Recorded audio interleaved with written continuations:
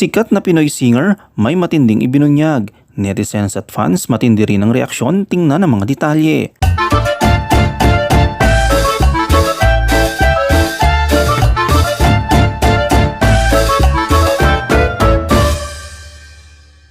Inihayag ni Glock 9 o Aristotle Polisco sa tunay na buhay na ang kanyang hit song na Serena ay isang regalo para sa kanyang anak na miyembro ng LGBTQ community. Sa isang panayam ni MJ Philippine na lumabas sa ABS-CBN News Online nitong Lunes, February 26, ibinahagi ni Glock 9 ang kwento sa likod ng kanyang kanta na Serena. Ang nasabing hit song ay bahagi ng kanyang 2012 album na Mga Kwento ng Makata mula sa Universal Records. Una, tinanong si Glock 9 tungkol sa di inaasahang tagumpay ng Serena. Ngunit sabi niya, ang feedback na natanggap niya mula sa iba't ibang tao ay iba. May mga ama o mano na nagpapadala ng mensahe sa kanya na may mga anak na bahagi ng LGBTQ. Tumatak umano sa maraming tawa ang kanyang kanta at dito raw niya napagtanto na may malalim na kahulugan ng kanta para sa kanya.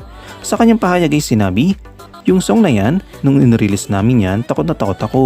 Takot na takot dahil ayaw kong makainsulto ng tao. Alam ko kasi nung sinulat ko yan, hindi ko tsinelas o sapatos ang suot-suot ko. Ako ay nagsuot ng ibang sapatos o tsinelas. Kaya ako natatakot kasi ayaw kong may naisulat ako na baka sira ulo pala ito, hindi naman to ganyan.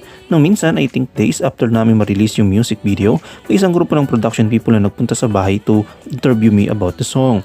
And then, pinapanood namin sa kanila, ito yung music video, baka gusto nyong mapanood. And then yung isa talaga humagulgol at the end of the song. And then she said, naramdaman ko yan kasi yan ang buhay ng best friend ko, maraming salamat. Minsan nag-guest ako sa isang show sa ABS, isang bouncer, idol salamat ha. Sabi ko bakit? Kasi yung anak ko Serena rin. Nung narinig ko yung kanta mo, niliwanagan ako. May sani sa gay. Nung sinulat ko yon, hindi niya pa sinasabi sa amin. Hindi ko alam kung paano ko sasabihin sa anak ko na kung gaano ko siya kamahal. Hindi naman pa ako ma-showbiz and I think para sabihin ko ito now, ako ay proud na proud sa anak. Ako ay excited ka kung paano man ang kagaya niyang ma-achieve sa buhay niya. Minsan iniisip ko how life gives you hints of magic here and there. Nung natapos ko yung Serena, hindi ko naman alam and I don't mind, anak ko yun. Ako ay proud na may anak na tulad ni Daniel. Mahal na mahal ko ang anak ko at gagawin ko lahat para sa kanila.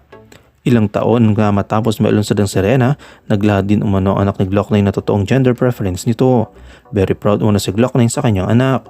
Matapos ang 12 years, ngayon lang daw napagtanto ni Glock 9 na ang kanta niyang Serena ay hindi lamang niya regalo sa sarili, kundi para rin sa kanyang anak.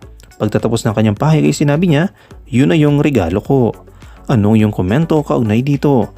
Shoutout tayo kina Underfighter73, kay AB Vibes June at kay Slapshack Masinda Di Miguel.